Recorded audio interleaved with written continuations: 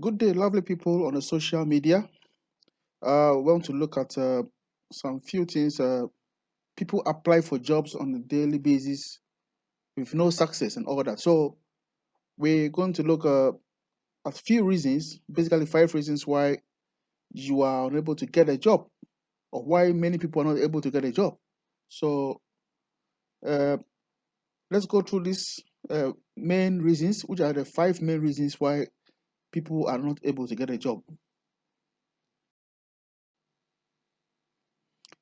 A brief introduction to know about this is unemployment is a huge problem in the world today, and there just seem not to be enough jobs for the teeming population of graduates and job seekers. And this has generated into the normal adage of many are called, few are chosen. So there are many graduates out there who apply for jobs on a daily basis, yet they wonder why they are not able to get invitation for interviews or even to do an aptitude test. So the fact is that uh, there are countless job applications might have been turned down due to one of the following reasons we are going to discuss. Sometimes, even upon delivering your applications to the receptionist or the secretaries in the company, they squeeze the application forms or maybe shred it into pieces and then throw it into the bin. So people go through all these frustrations without even knowing what has happened. You submit your application letter, you submit your forms, and then you are happy on your way. Just behind your back, they just take your documents and then they will shred it. It will not even enter into the company premises. Talk less of even being seen by the recruiting manager or head. So let's look at these obstacles or the 5 reasons why we normally are not able to get a job or become successful in our job applications. Our first obstacle is basically we tend to apply for every kind of job that comes our way. So the job seeker seems to apply for anything that comes our way because it's very aggressive. He wants to get a job immediately. Now, the job seeker it's all about the quantity. They believe that your chances of getting an invite increases with the number of CVs you send. Then they tend to care less whether or not they are qualified or eligible for such positions. So you can see that when you are hungry for a job, anything that comes your way, irrespective of whatever it is not matching with your qualifications, it has got nothing to do with your qualifications. You see that the job seeker is hungry for the job. You just apply for anything. So he believes that whenever he applies for so many jobs, I've sent 100 CVs out there, and then you are expecting a feedback. All right. So it's more of the try your luck thing. Interestingly, they are surprised that they are not getting invited for interviews and tests. And when they keep doing the same thing over and over again, applying for everything. So they believe that when you apply for so many jobs out there, then your chances what increases without putting into consideration your qualifications. Maybe you've done something in engineering, and then you are applying for a job in maybe medicine. It doesn't or becoming a nurse. It doesn't map. I mean, it doesn't map or match to whatever you intend to do. So you see, when you're hungry for a job, you intend to apply. We tend to waste our time. We apply for everything out there, and then we feel so we are wasting our time. Okay, so we tend to apply for everything out there, and this is one big obstacle which is affecting job seekers in the industry. So we need to watch the kind of job we apply out there. There's no need to apply for everything. When it map or it matches with your qualification, you check that kind of thing, then you just apply. You don't just apply for everything, because if you apply for everything and maybe you are invited for an interview, you end up maybe disgracing yourself out there. All right. So or maybe you do the job for a while and then you quit. So it shouldn't be the case. You don't need to apply for everything out there. Our second obstacle is basically the pessimistic ideology on our mindset. Basically, what we think behind, on our mind when we're applying for a job. And one of the most or one of the common excuses among job seekers who fail in their job search is you will never get a job until you know somebody. While it is true that in the world of today, whom you know sometimes matters, I sincerely believe that it is also over exaggerated. All right. So people who apply for job normally they tend to believe that okay, if you don't know anybody, you can never become successful. You understand? So whenever they apply for a job out there, instead of them to just go straight to the point, apply for a job, and then be hopeful of getting a call for an interview, they put on their mindset the negative thing that okay, I don't know anybody, I don't know anybody who can assist me. Oh, let me just apply and see. You see, that negative impact affects our job application. All right, we have this negative impact. I don't know the MD. The MD is not I don't know any family member. I'm not the family member of the MD. I don't know the director. I don't know this. That kind of ideology on our mindset should be erased, because whenever we have this on our mindset, we apply for a job. It doesn't end up well with us. All right. So people normally they apply for a job and yet they say I don't know this person. I don't know that person. So it's like you've applied for a job. At the same time, you are thinking negative that this thing will not work out unless you know somebody in the company, which is not true. Because there are very good companies out there who are very serious in recruiting serious candidates for their jobs. So we shouldn't have this perception that all the time, unless you know somebody within the company who can assist us to get a job before we get it. This is false. Sometimes it matters a lot. If you are fortunate to find that, that is fine. But that shouldn't be the case on our mindset. Because in our world today, most people, especially we the Africans, we think that uh, unless we know somebody within the firm or a company before I can get this job. So we shouldn't have this mindset on our mind that unless I know somebody, unless I know the MD's close family friend, I know this person through his sister's brother's friend, his friend, that kind of thing. You just have to just do your best, do your normal application, apply for a job, be hopeful, and then just wait. And then if you are very fortunate, they will call you for an interview, and then boom, you're out there. So we shouldn't have this pessimistic idea of unless I know somebody. This is one also a big obstacle that is affecting us in the job industry or the search for a job by a job seeker.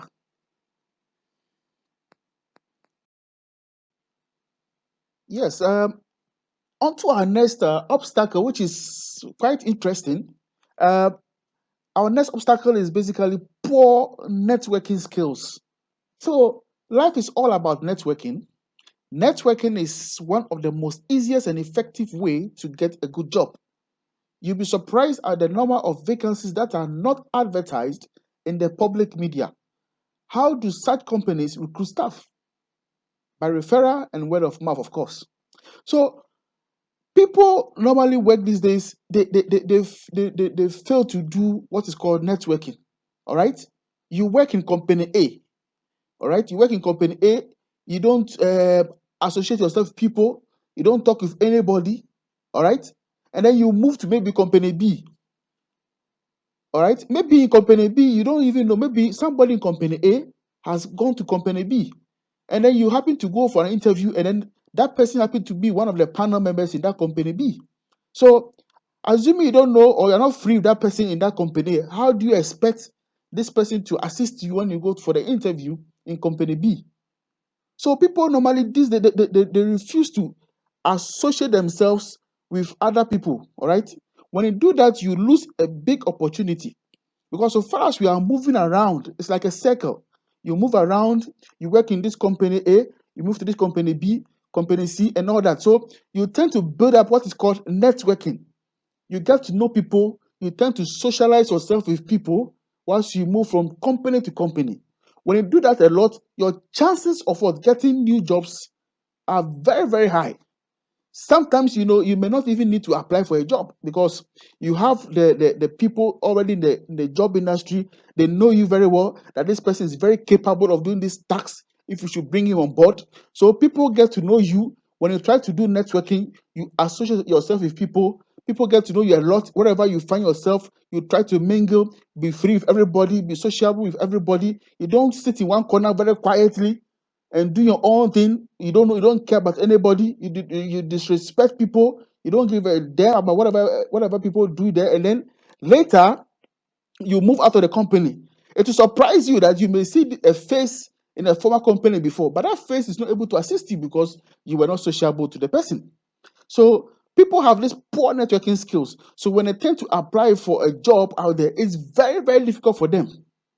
But when you try to break this kind of link down, or you try to break this barrier of poor networking, you try to break this barrier down, sometimes you don't need to even apply for a job. The job rather chases you because you know a lot of people already in the industry. If it's the banking sector, you know people there already. If it's the telecommunication sector, you know people already. If it's the health sector, you know people there already. So people get to know you because you are very sociable, you are hardworking, you are intelligent. Whenever you move from that company to another company, if a chance per se come on your way, and then maybe another company needs somebody can recommend you from that company A to another company which you don't even know. So poor networking skills is a big barrier for job seekers today. We shouldn't hide in our own small corner, we do our own small thing, and then we think we are okay. We must socialize, we must learn to socialize with people, appreciate what people do around us. We shouldn't disrespect people. We should appreciate everybody, socialize, and then make a good remark wherever you find ourselves. Because you may not know tomorrow who you are going to meet. It will surprise you that when you do all this, after some few years, you may not need to apply for any job. Because whenever there's a vacancy out there, people will begin to remember, who can fill this position? I know Mr. A. Mr. A was with me in this company. I think we can bring him on board. Quickly, you go to the social media, Facebook, whatever, then you will see they will send you an email. Are you Mr. A? Please, Mr. A, we need you on board. You remember my name is Mr. Kwame. I used to work with you in this company A. We did this project together. Please, if you're on board or if you are ready to come, I will speak to my manager for you to join the team. And then you take it with what? Wholeheartedly. And then you comply. You don't need to even apply do for any interview. You just move. So some companies out there, they don't even publicize their jobs because they get the guys through referrals and by word of mouth.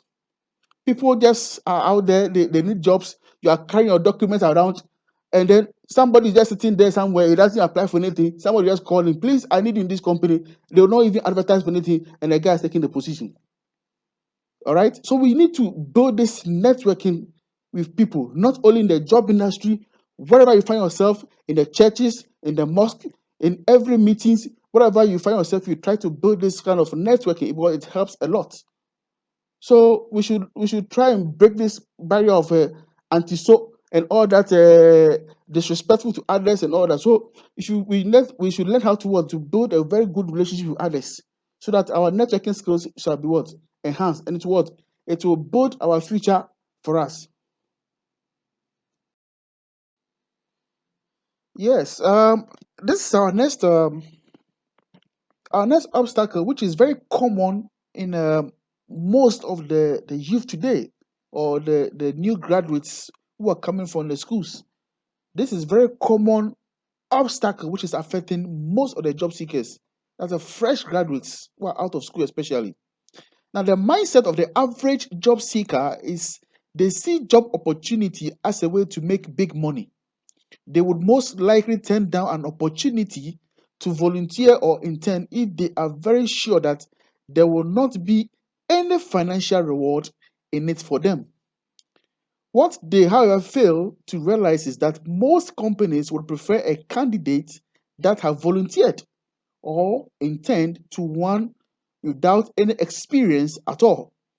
So what is happening these days is that graduates or fresh graduates from schools, what they do is when they come up, okay, I've got first class in engineering, first class in blah blah blah blah blah.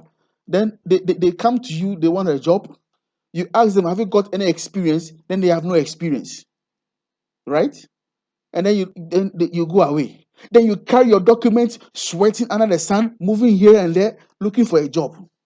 But the funny thing is, when they finish school these days, what they are looking out for is that they hear that, okay, Mr. Mensah is a degree holder, is earning maybe $1,000 as a fresh graduate. So he feels that I'm also a fresh graduate. Mr. Mensah has got a job fetching him $1,000, so I must also get $1,000 to start.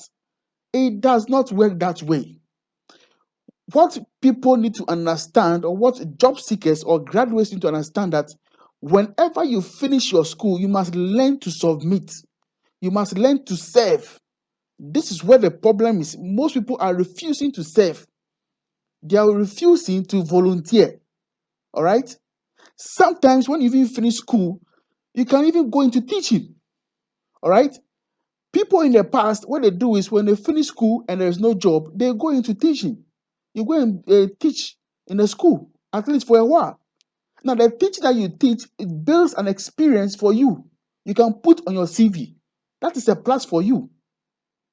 All right? When you are serving at this time, you don't look at the money aspect, because the money is not what you need to think about at this stage. Because when you are fresh and you're a job seeker, you come out from school, you don't need to think about the money first. What you need to think about is how to build experience. The experience is the best thing for you to build up now, because wherever you go, they will ask you, do you have any experience? If you've got no experience, you got to work out. You understand? So you need experience first, because you need to serve. All right.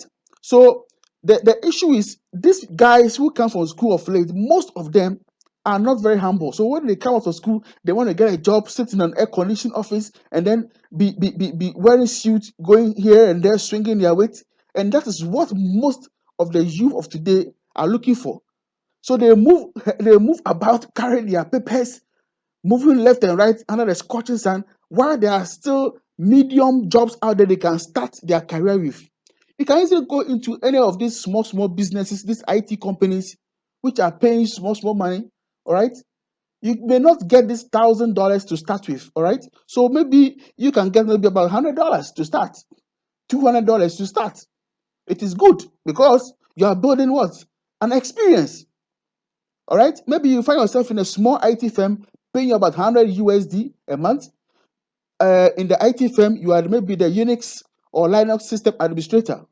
You do some programming, you do this and that, you repair computers, you do one or two things, and all this is what it adapts to your experience, and it's built up onto your CV.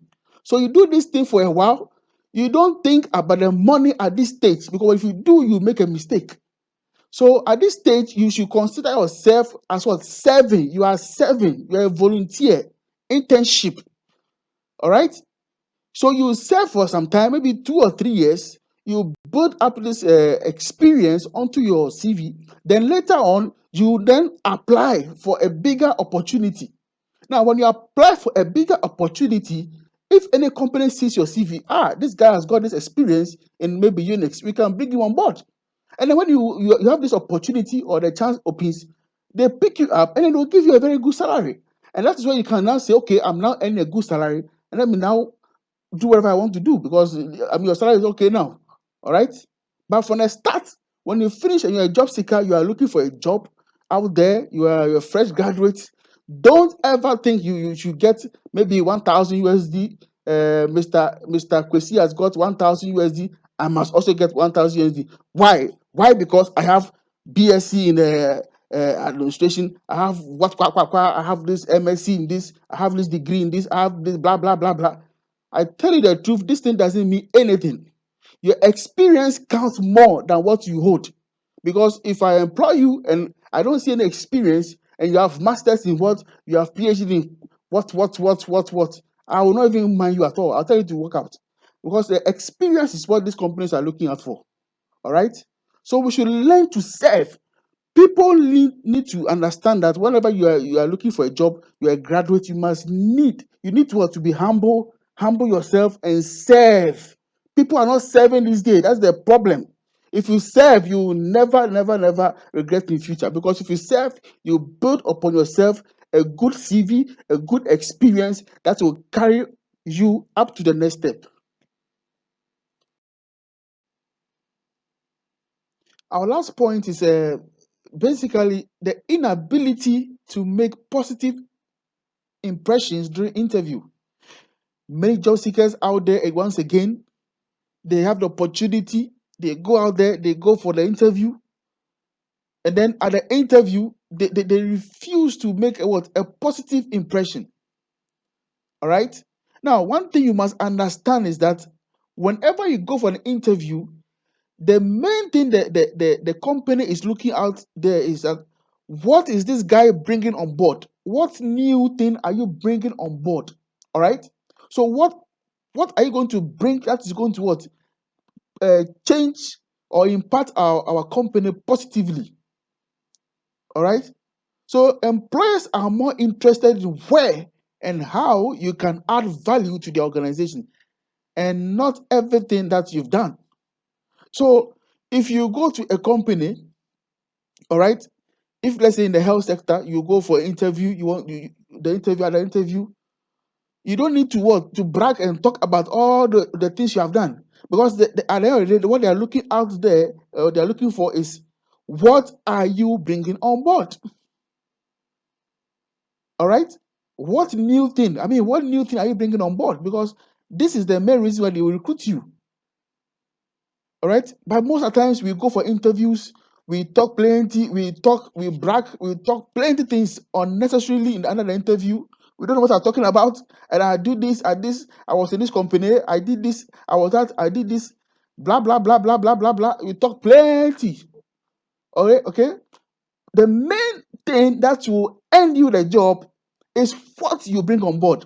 So normally, if they are given a chance to ask a question, you just ask them maybe what are some of the problems they are facing. All right. So for example, maybe after the interview they ask you, "Do you have any question?" Then somebody will say, "I have no question." How do you expect the guy to employ you? He will not employ you. Okay. Do you have any question? Definitely, you must ask a question because that is where you have the opportunity to ask the company what the problems they are facing. So they'll ask you, "Do you have any question?" Please, I have a question. So, what are some of the challenges you are facing in your banking industry? Then they will say, "Okay, currently we cannot transfer mobile money to customers." Example. Because our application is having a problem. Sometimes the application just closes and opens. Then you now come and say, "Okay, I've acquired this experience from my previous company. I worked in a similar project where we installed this application ABCD. We did that and that thing worked for that company. Currently, that company is doing very well in the mobile money industry." Then you have earned them the credit because they look at it and say, this guy has done this for this company. They definitely is going to be of what use to us. But if you go there, you talk plenty, blah, blah, blah, blah, blah. I've done this, I've achieved MSc, I've achieved VSc. All these are rubbish because they'll not even mind you. The next thing they'll tell you is you hear from us later. When you go for interview, they tell you hear from us later. It's 50-50. You may not get it, you may get it. But if you are many and you go for interview and they tell all of you, if you are 50 people, they'll tell all of you, they are looking for only one candidate. They tell all the 50 people, you hear from us later, or you hear from everybody you come, you hear from us later, you hear from us later. Of course, if they tell you yes from us later, I mean, it's a fail. About 90% fail, 10% success. So it's 50-50. You can either win or you lose. But most of the times, when they tell you you hear from us, it's a failure for you. All right. So normally, if you go for interview, after the interview, you should engage the people now. Try and if they give the floor that do you have any question? That is where you need to also show what you have or what you are bringing on board. All right. So normally we should just be straightforward and exact in our answering questions at the interview. So most of the time people don't pose that positive impression to the panel when we go for interview, and we'll end up losing the jobs. So this is one big issue. We talk too much at the interview. We talk unnecessarily. All right. And when they ask us, "Do you have any question?" we say we don't have any question. When you do that, you fail totally. You will never get a job. When they ask you that, "Do you have any question?" that is the time for you to also prove to them that you are capable of handling the position that they've advertised. So, in conclusion, have you been seeking a job for a while now without any success? Uh, have you attended job interviews that you were unsuccessful? We hope this article have served a great purpose in your life as a job seeker. Please put these ideologies into good practice, and I hope you one day find a very good job to your taste. Thank you very much for listening to this article.